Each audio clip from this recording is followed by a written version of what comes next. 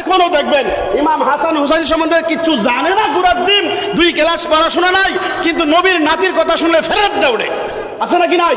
আর না ভাই ইয়াজিদের সাথে যান, যদি ইয়াজিদকে ভালো লাগে ইয়াজিদের সাথে জাহান্নামে যাক, আমাদের কোনো দুঃখ নাই। কিন্তু আমরা কার সাথে আছি? জোরে বলেন কার সাথে? সুবহানাল্লাহ বলেন।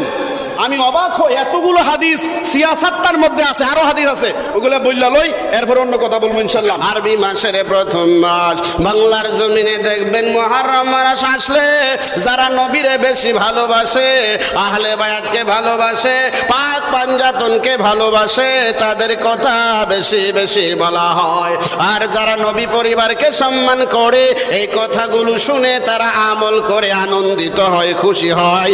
আওয়াজ করে বলেন ঠিক না? আর এক প্রকার মুসলমান আছে, কারবালার মাস আসলে মসজিদ খানা তালা মাইরা বাড়িতে চইলা যায়।